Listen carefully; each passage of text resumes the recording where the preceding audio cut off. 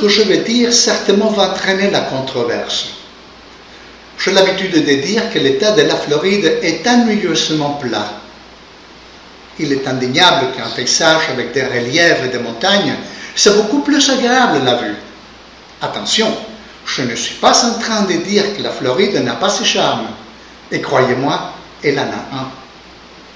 Par exemple, qui ne veut pas visiter les parcs à thème de Disney World ou visiter les spectacles de SeaWorld?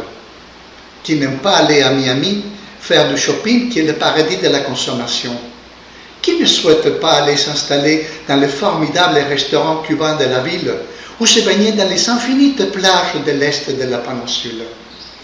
Qui n'aime pas visiter les très célèbres restaurants de Pensacola ou visiter le centre spatial Joseph Kennedy en face à la très célèbre et très touristique ville de Titusville?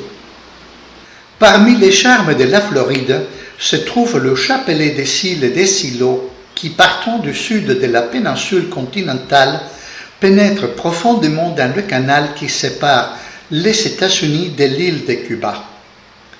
Ces îles et des îlots sont reliés entre elles par une magnifique autoroute au paysage des rêves.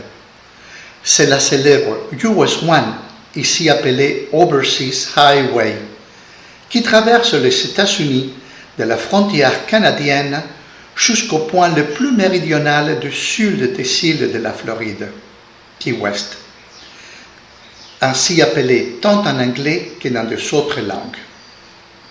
Ce point est marqué par un grand monument noir, jaune et rouge, indiquant qu'il s'agit du point le plus au sud des États-Unis et qu'il se trouve à seulement 90 miles de Cuba. Key West est étroitement lié à l'histoire de Cuba, à une époque où les deux pays avaient de meilleures relations.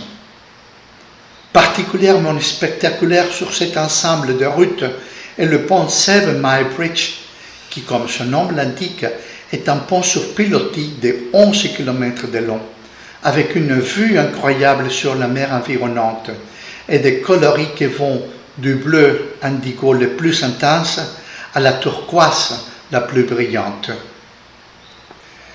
Mais la Floride n'a pas toujours été une terre de charme et de tourisme. Dans la ville de Saint-Augustin, Juan Ponce de León a déclaré avoir trouvé la fontaine de la jeunesse éternelle.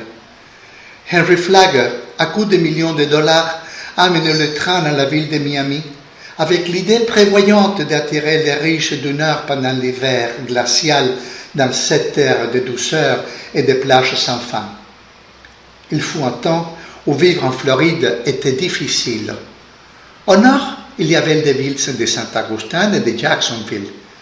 À Key West et Tampa, les colons cubains étaient installés fuyant Cuba à raison des guerres d'indépendance de ces pays contre l'Espagne.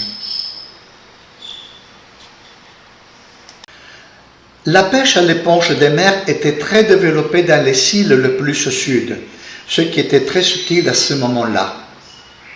À cette époque, on ne pouvait même pas rêver d'électricité, ni de climatisation, ni de réfrigérateur.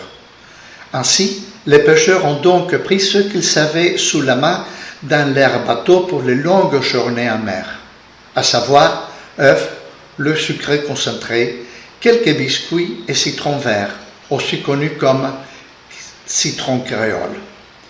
Peut-être ils ont été les premiers à se rendre compte qu'en combinant le lait sucré concentré et le jaune d'œuf avec le jus de citron très acide, cela produisait une réaction appelée épaississement. Ce sont peut-être ces mêmes pêcheurs qui ont transmis cette recette aux femmes des îlots.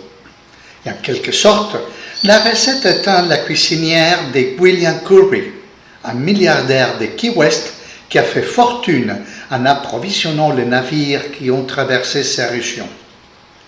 Cette cuisinière était connue comme Tante Sally. Ceci, évidemment, c'est une pure conjecture.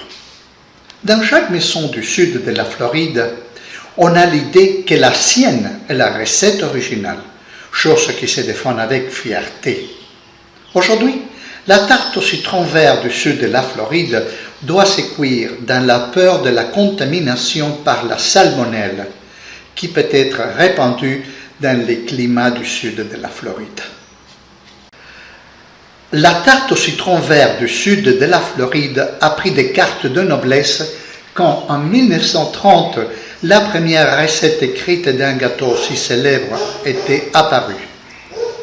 Par décret de l'État de la Floride de juillet 2016, cette tarte au citron vert est reconnue comme le dessert officiel de cet État. Mais l'obtention de ces prix n'a pas été chose facile. La capitale de la Floride est située pas dans la ville de Miami, mais dans la ville de Tallahassee, au nord et tout près de l'Alabama. Dans la capitale, il voulait que le dessert officiel de la Floride soit une tarte au pécan, qu'il connaissait le mieux dans le nord. Mais l'idée du Sud a prévalu.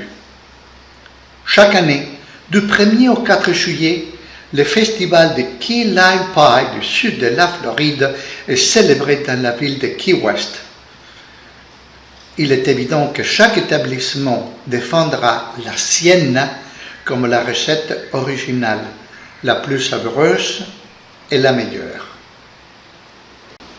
La recette de la South Florida Key Lime Pie, ou tarte au citron vert du sud de la Floride, en soi n'est pas très difficile, et la recette c'est quelque chose de facile à réaliser. Cependant, un Floridien vous dira que si la tarte n'a pas été faite dans les îles du sud de la Floride, avec du citron cultivé et récolté dans ces îles-là, elle ne sera jamais une véritable tarte au citron vert du sud de la Floride. N'est-ce pas?